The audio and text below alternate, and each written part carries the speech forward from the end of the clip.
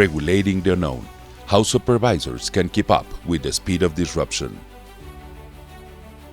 Hay productos financieros que nacen, crecen y desaparecen sin que ningún regulador haya llegado a tocarlos. Cripto, plataformas descentralizadas, algoritmos que aprueban créditos, tokens que cruzan fronteras. Esta es la era del cambio exponencial y la pregunta es clara: ¿puede la supervisión tradicional mantenerse al ritmo de la disrupción? Regulating the Unknown no busca respuestas fáciles, busca una nueva forma de pensar. Esta mesa reúne a visionarios de la regulación, expertos legales y líderes del mercado que han vivido esta tensión desde adentro.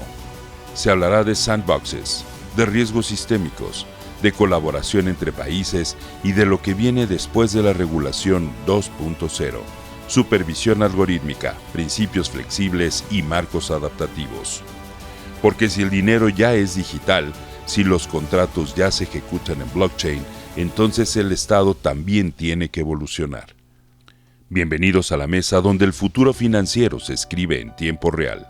Y para profundizar en el tema, nos acompañan en esta mesa Gary DeWall, former Senior Counsel and Chair de Financial Markets and Regulation de Katten Muchin Rosenman y presidente de GD Mountain Insights. Narciso Campos, partner de White & Case. Y para moderar el panel, Daniel Davis, former CFTC General Counsel, co-head of Financial Markets and Regulation de Katten Muchin Rosenman. A todos ellos les damos la más cordial bienvenida al Risk Management and Trading Conference 2025. Good to see the crowd this morning. Happy to talk with you about a very important aspect of the financial services ecosystem: supervising. I don't know where each of you are at with your careers. Some people may not be supervising anybody right now. Other people may be supervising a lot of people. But the supervisory aspect of financial services, as with any job, is a really important one. And I think, we're going to go over this with the panel today about supervisory issues in technology and how we keep up with it and how we deal with it. And, it can be, I know for me, it can be a bit intimidating at first to think about taking on a lot of new responsibilities and figuring out what's going on with technology. But hopefully after today's panel, you'll feel a little more comforted, or maybe not. Maybe we'll scare you, and you'll want to stay as far away from supervising as possible. We'll see about that. So Gary, I'll start with you. Gary must really like this conference because Gary is here on his birthday. So happy birthday, Gary. Thank you. Happy birthday.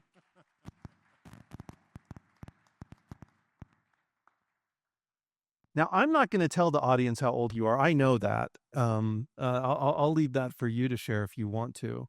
But you've been in the industry on this panel. You've been in the industry more than probably Narciso and me combined. So maybe you can start us off by giving us kind of some of the background of the evolution of technology in these markets. How did that impact you personally? And, how has industry responded to new technologies? Because trading happens a little bit different now than it did in the early 1980s when you entered this market. It certainly does.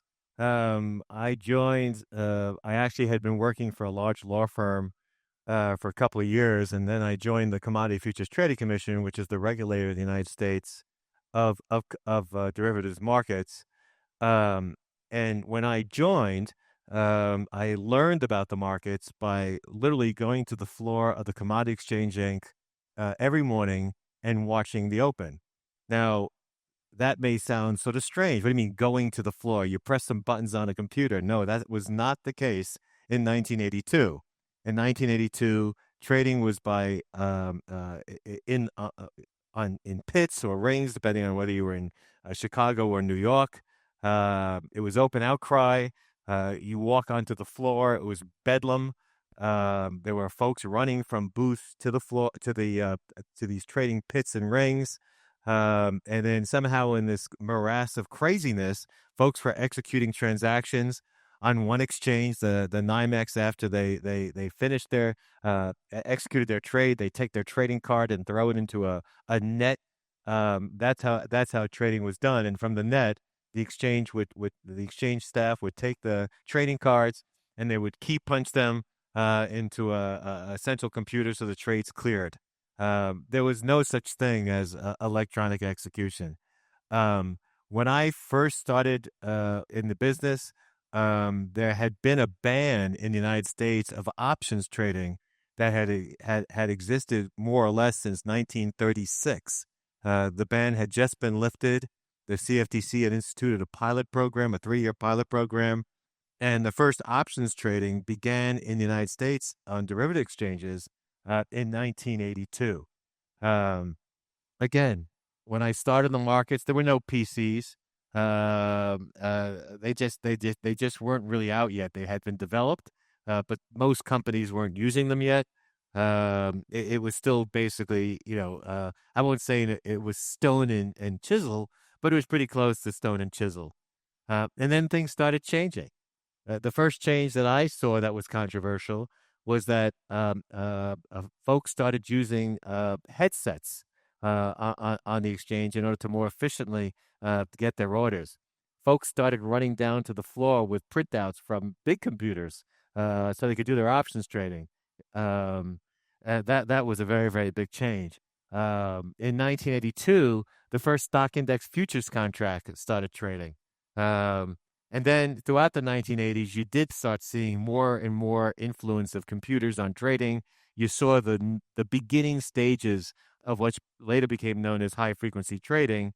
And then in 1992, Globex was finally introduced and electronic trading began, although it took a long time for it to take over from all aspects of the open outcry markets. Now, at every one of those junctures, there was fear. There was concern raised that the world was going to end. Headsets were going to end the world. Allowing people to bring computer printouts with the alphas and the gammas on proposed options trade was going to end the world. Electronic trading was going to end the world. And there was outcries. When we had Black Monday in 1987, the first market crash that I had to deal with in this industry, even though there had been a run-up in the markets before that, even though there were lots of macroeconomic factors that probably led to Black Monday, it was PC trading. It was the high-frequency trading that was blamed. So I've been there. I've seen it. I've done that. Technology is an interesting thing. If you look at the development of computer technology, it probably began in 1801 with the development of something called the Jacquard loom. Some gentleman had figured out a better way to weave. In 1888, a census worker for the U.S. government developed a way of doing some computations. The Hollerith machine.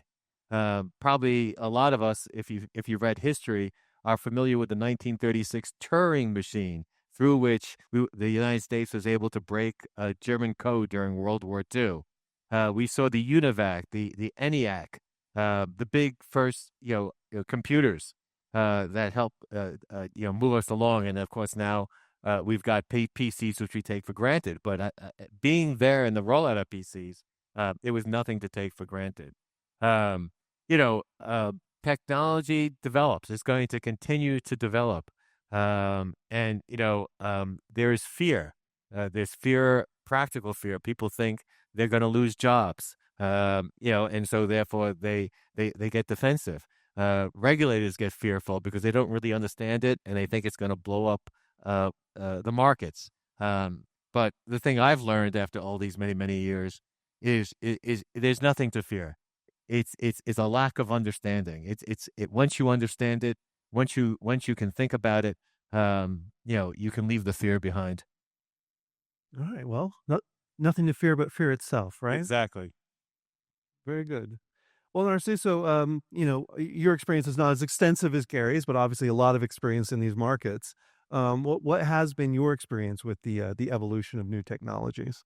I mean, lots of things have evolved in the past 20, 30 years. I mean, when you do a long enough timeline, obviously you start to see some patterns and you start to figure out principles, as Gary just said. I mean, there's usually a lot of fear, there's adoption, there's understanding, and then you move on to the next technology and to the next fear and to adoption and understanding.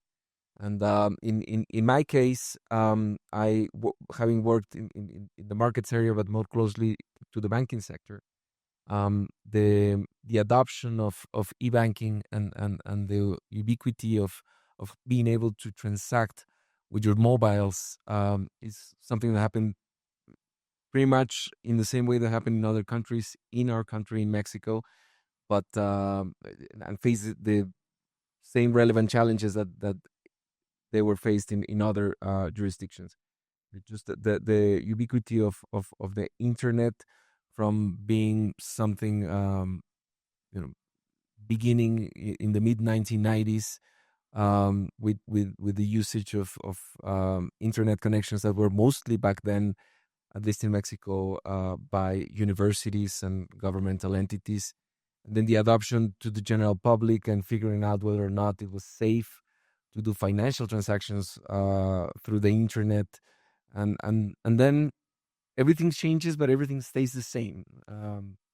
Same problems. I mean, you have to be careful about fraud. You have to be careful about consumer protection. You have to be careful about fairness and not leaving some of the users behind because they don't understand the technology. So but my experience is that in the end, there's nothing new under the sun. There's just new ways of doing things that, frankly, I'm pretty sure we're not thinking of what the landscape will be in 15 years. I mean, I couldn't have imagined 15 years ago the way AI has evolved, the way the things we can do with AI. But at the same time, nothing has changed because we're still human beings getting services, waking up in the morning and trying to figure things out. We just have different tools for the same challenges. So my experience with technology, and I really like your take, is that it's a cycle of adoption that repeats itself. That even though we do not know what the future holds, and I'm sure we're going to talk about quantum computer. No, we're worried about that. We're worried about AI. Obviously, we're worried about the blockchain and runs and whatever. But those challenges will always appear with new technologies, or the same challenges will appear. They just shift in the way they are delivered and the speed and the pace of them. So, and even for the bad things. I mean, when I was a regulator, the first time I heard about Bitcoin was I got a call from the prosecutor's office saying that there was something really bad happening in one state where there was some ransom asked to be paid in Bitcoin. So what the heck is Bitcoin? Oh, and that's the first question.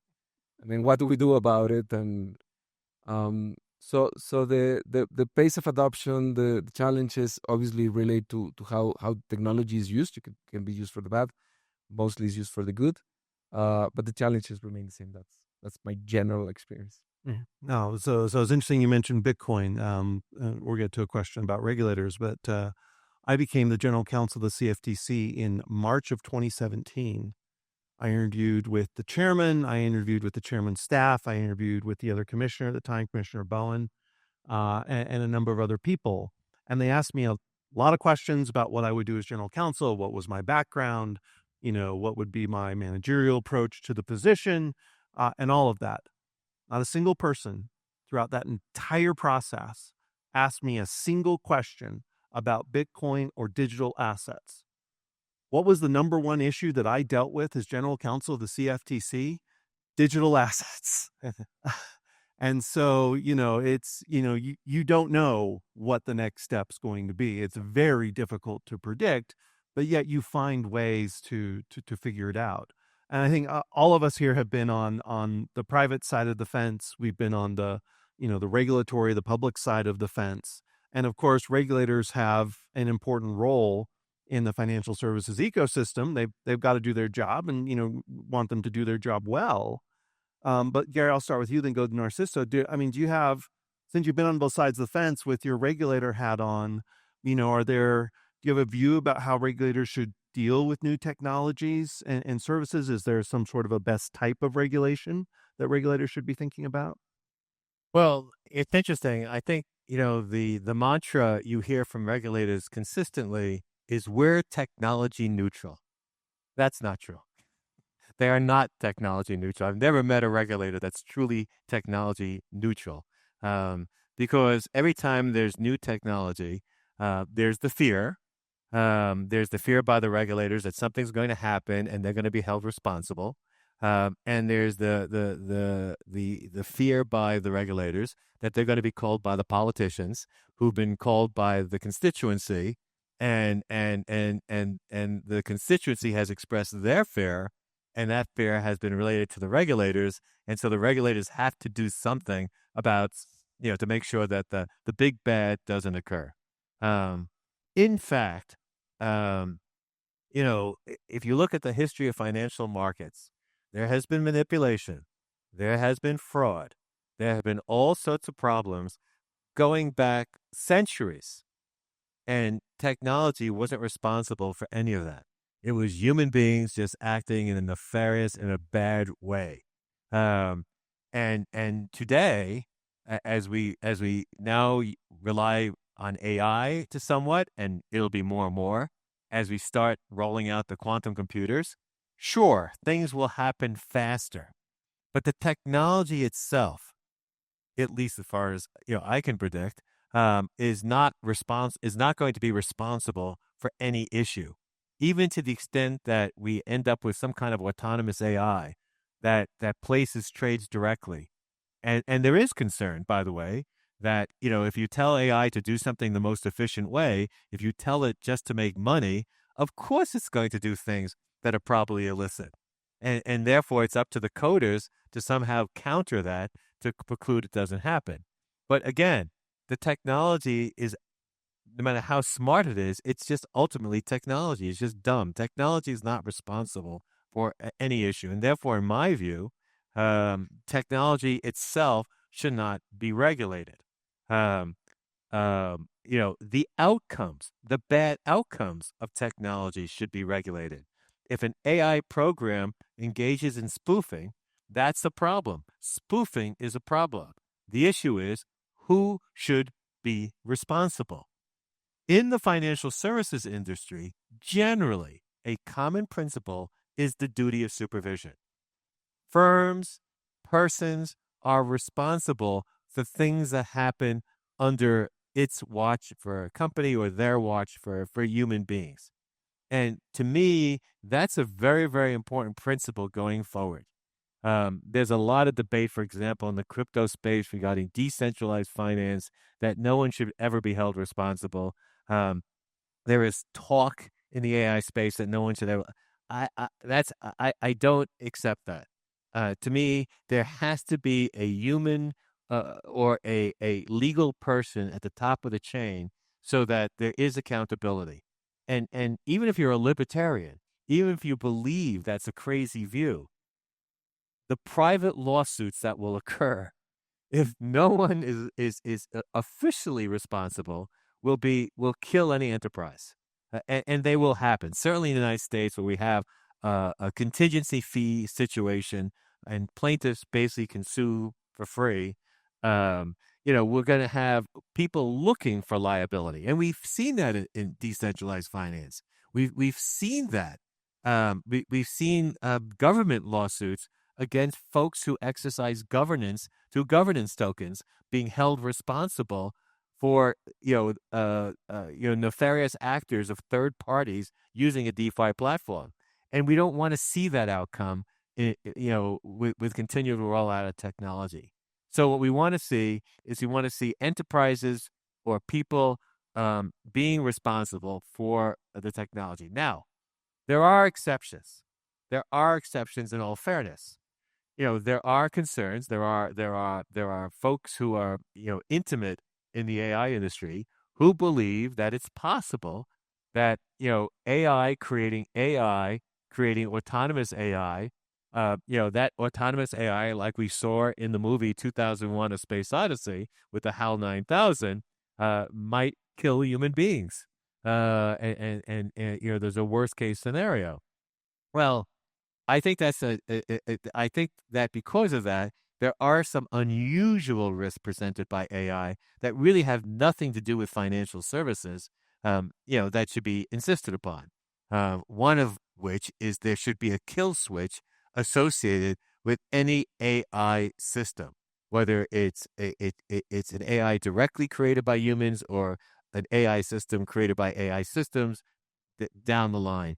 To me, there should always be a kill switch on an AI that can only be activated by a human being or by some kind of automated program acting at the bequest of a human being. But there should be an AI that has access to a kill switch.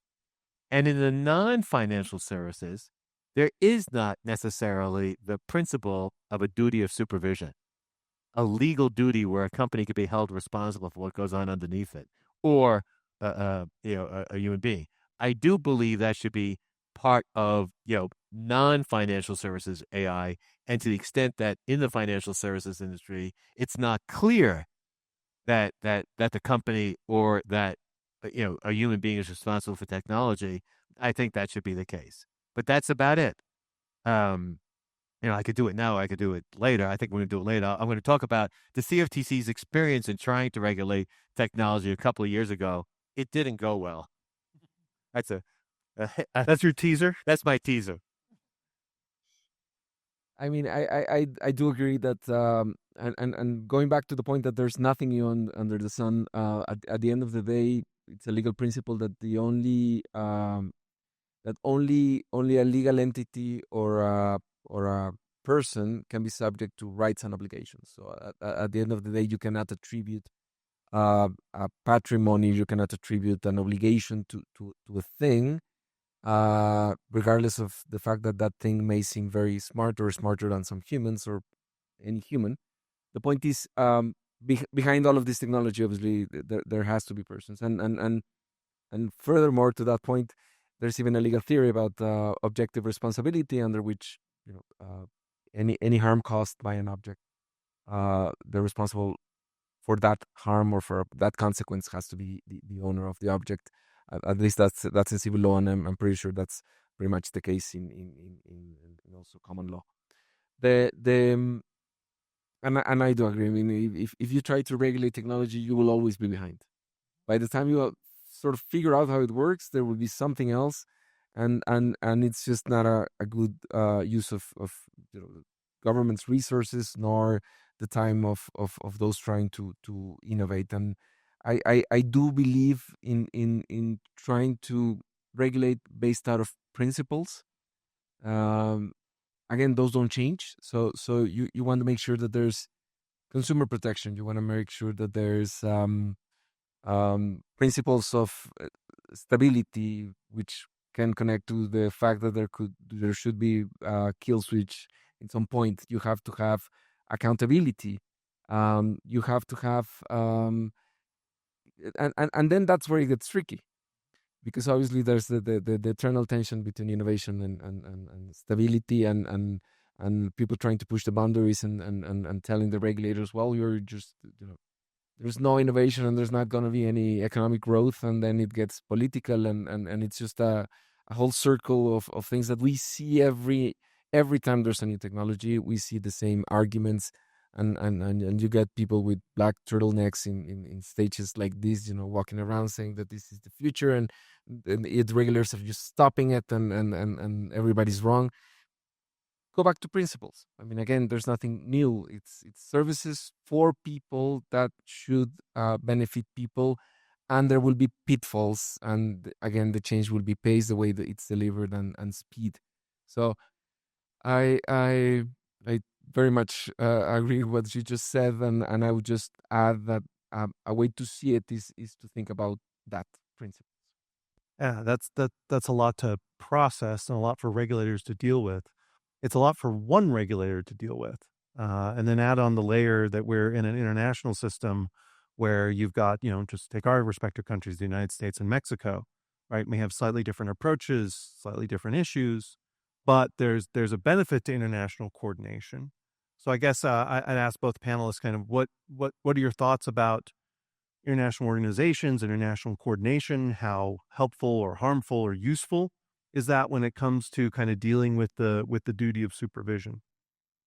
I mean, there have historically been a number of international organizations, IOSCO being, the most prominent among the regulatory bodies. You can't come up with a uniform set of rules in the world. It doesn't work that way. Folks have different cultures. There's different biases. There's different systems. There's different political pressures. Even in the EU, most EU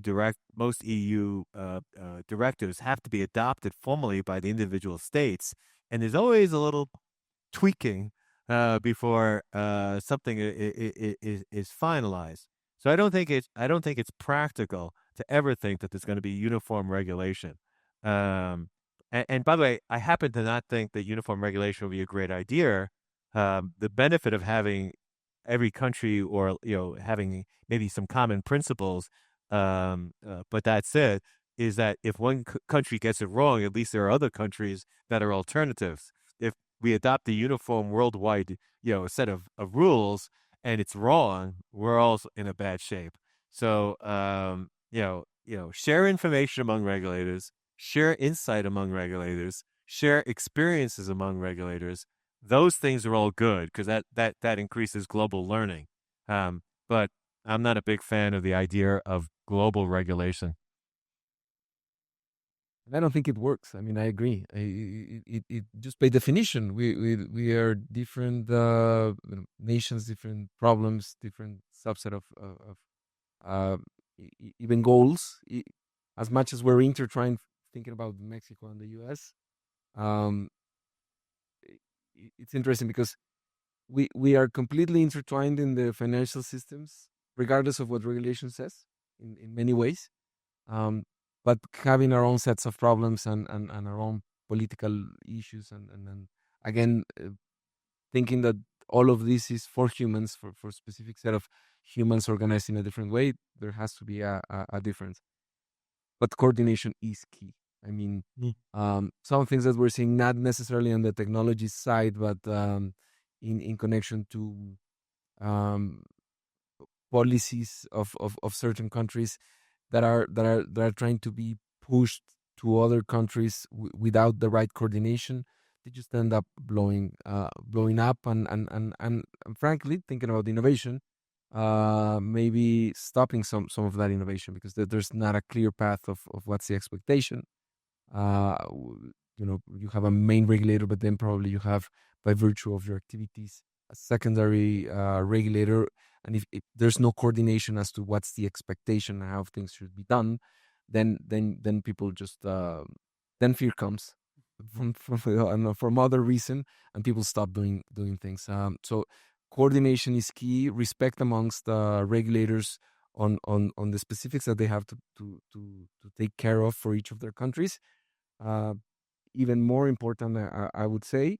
And then the difficult part, I guess, is just providing common guidance or a guidance that is congruent amongst all of the countries. I think EU is a great example. I mean, it's and seeing it from the outside, the challenges that they have trying to integrate so many things that are very difficult to integrate with. I mean, even if they're very close to each other, they're very different, even among some of the countries. You think about Switzerland, you have 4 countries in one, and it's a tiny country. So the child, I think uniform regulation again, utopia.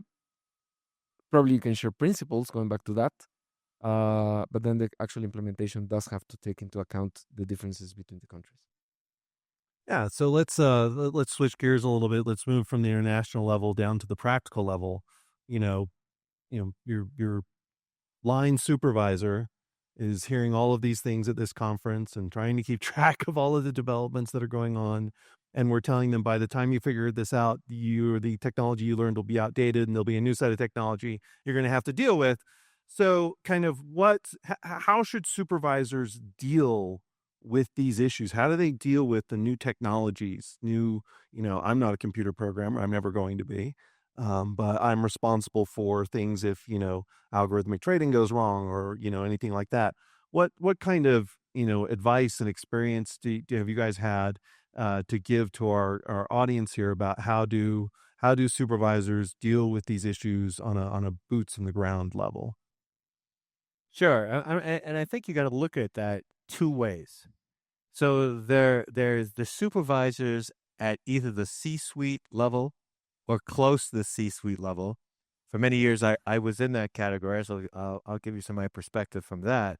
And then there are what I say, more middle level supervisors down.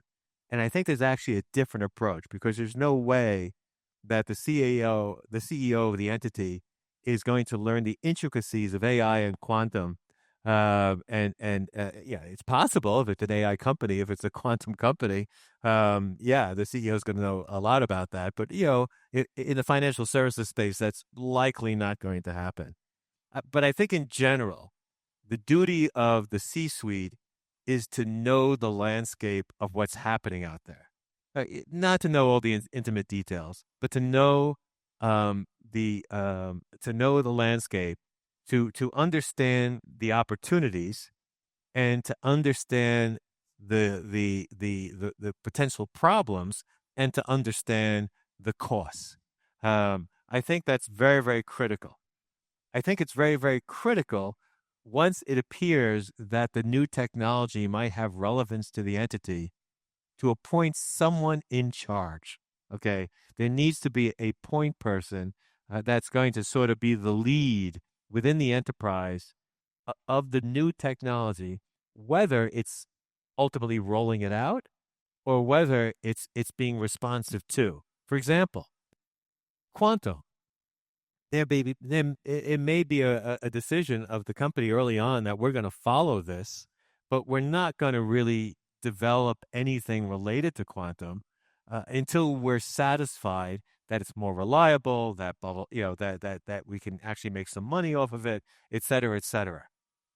But you may be impacted. Your enterprise may be impacted by quantum if the bad guys get it and they start, accessing your data and your systems because they've broken your encryption, and you had done nothing to strengthen it.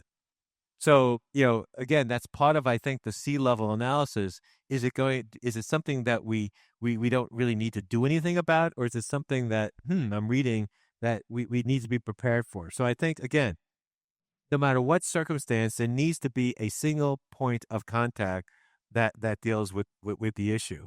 And then obviously, as you stop moving down, there's the analysis and the follow-up. And I'll get to the lower level managers in a second. But the other thing I think the C-level has to keep emphasizing is if, in fact, we start deploying new technology, there must be, very good policy and procedures around deployment, which stress constant testing before rollout, constant monitoring, the reporting of the results of that monitoring through the chain of command, and then when there's amendments, when there's even on an ongoing basis, more monitoring, and more reporting the results. So that's my view of how the C-level should look at it. The enterprise itself, there's a lot more specific items that I think have to be considered. Again, training. So, there needs to be institutional training in the new technology. Folks need to learn about it not the day before something's going to be rolled out. That's really, really critical. There needs to be understanding, and that's very, very important. And when times are not great at financial services company, one of the first things that go is training. That is a big mistake. That is a big mistake. I used to tease my bosses. I was the group general counsel of my company, and of course, whenever we had bad times, the first place they wanted to cut was my area. And I would say, this is fantastic. I said, because, we'll end up making the regulators richer when we start paying greater fines because they're breaking the rules, or we'll make our outside law firms richer now. So training is very, very important. You know, but the other thing that needs to happen is, to the extent that technology is rolled out, there's got to be a lot of ongoing cost-benefit analysis. Folks have rolled out a lot of AI programs in the recent years, and guess what? They've pulled them back because they really weren't doing what they were supposed to be doing. They weren't really reliable, and that's part of the analysis that has to go on. Um, Other things that I think is important, as I said, policy and procedures. And by the way, even if you purchase that technology from third parties, there should be testing, rollout, constant evaluation, things like that. And then think of different circumstances. The testing has to be widespread. It has to be creative. It has to be tested under different scenarios. That's very, very important. And again, I can't keep stressing this, but constant reevaluation. And I mean, that's the ideal scenario. I would talk a little bit about personal experience being on the side of the regulator when you're trying to figure out things about the new technologies. The fact of the matter is that we had so little resources that we had some of those recommendations implemented, but at the same time to keep up with the pace and to figure out, especially because you also have, as regulators, depending on the country, obviously, but small windows in which you can actually enact change and push for modifications, regulations, and enact new policies. So one thing that I thought worked well was talking and be very close to the industry. Obviously, knowing that everybody's talking their book, and obviously knowing that they have different interests at heart, but the listening to different points of view from different players of different areas of the industry does help, because even if we do have the resources as regulators, they do have the resources, or they do try to implement that training, a top-down approach, and so on. It's very difficult for a regulator to actually be at the same level and understanding of those who are innovating, with money behind and with the, reaching for that next round of funding, and it's a different dynamic. So I would have that constant dialogue, taking with a grain of salt, understanding where they're coming from, it's also a good approach. Yeah, and if I may add one more thing, don't underestimate the role that AI will play in supervision going forward. AI is phenomenal at detecting deviations from behavior, and a lot of things that supervisors look for are things that go wrong, and things that go wrong typically are deviations from behavior. And to the extent that folks can figure out how to interface the AI with the firm's systems to detect those kind of things, that'll be very helpful. By the way, it works the other way too. AI will be very helpful in exploring opportunities that managers may not have considered and things like that. So that's very good. And regulators too, by the way, will be more and more relying on AI going forward. The Securities and Exchange Commission in the United States just announced that it has begun a program to figure out how it can use AI to become a more effective supervisor. The first use of AI publicly known in the Mexican government was in the Mexican IRS. So yeah, expect that. Yeah, the tax man's coming first. That seems true in every jurisdiction, right? So we just got a couple minutes left, so I'll give people a chance for some final comments. Gary, I'd love to get your Reg AT story Sure. out. Well, you'll remember in the late 90s and the early 2000s, there was the concern that high frequency traders were taking advantage of market conditions in ways that was unfair to us mere mortal human beings, and that they were also potentially, causing, regulatory issues because there had been a number of highly publicized actions of spoofing and things like that. So this Commodity Futures Trading Commission decided that it effectively wanted to regulate the automated trading systems of the high frequency traders. It proposed a set of very prescriptive rules in 2015 to address that. And these rules basically required the registration of high frequency of traders. It required potentially turning over algorithms to the Department of Justice, which is a criminal enforcement authority in the United States, as well as the CFTC.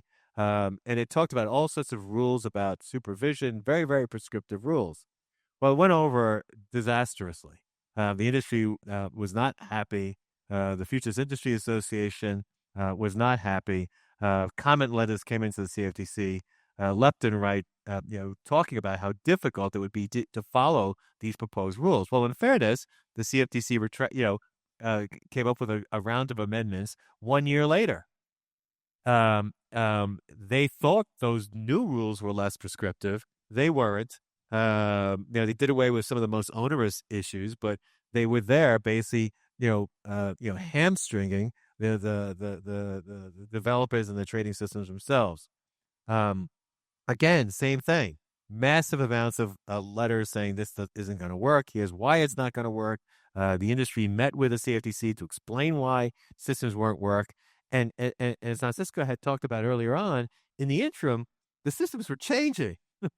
They were evolving. The technology was what was originally proposed to be regulated wasn't even an issue anymore because the technology had moved away in a different direction. Long story short, 4 years later, so it went from 2015 to 2016. 4 years later, officially in 2020, the CFTC pulled back 100% the proposed rules, said effectively, we're sorry, and they delegated a rule to clearinghouses to effectively, make members have principles related to risk management, et cetera, related to these kind of systems, which worked out just fine. Narciso will give you the last word. Tough to follow that good story. I would just say that even though we as a panel, I think conclude that history repeats itself, the process of it repeating itself, I think it's useful. I mean, I think you have to have some voices saying there has to be caution. You have to have some voices saying we have to push forward, because at the end, if there's communications between, at least some level of communications between those voices, you get to a good outcome, and then you get to repeat the story. Probably it wouldn't be a pattern if it wasn't like that. So. Right. Okay, I guess I just have a final question to wrap it up. Gary, I spent years interviewing you about Dodd-Frank, and later about crypto. And my question is, are we going to be spending years talking about regulation of AI and quantum? Sadly, I think the answer is yes. I think it's impossible for the regulators not to notice AI and quantum. They already have noticed it. Again, because history repeats itself, it's hard to believe that they will not, propose some ideas. Europe already has a comprehensive set of regulations dealing with AI, not specific to the financial services industry, but to AI in general. So yes, I think it's inevitable. And by the way, it will be the same thing when the next new technology comes up. But I do think the regulators are getting the message better. I do think that in general, worldwide, there's an understanding that principles-based regulation is more appropriate for rapidly evolving items like technology. And I also believe that, the idea of supervision, duty of supervision, which it does exist in the financial services industry generally, I think is going to give regulators some comfort, but there's definitely going to be talking about it. And Narciso, you mentioned that the first institution in Mexican government that applied AI was the IRS, SAT. Does it mean that they're going to return our taxes faster? I don't think that's an issue by AI. Okay, perfect. Okay, Gary, Narciso, Daniel, thank you very much for this interesting conversation. And ladies and gentlemen, today is Gary Ball's birthday, so I ask you for a big applause.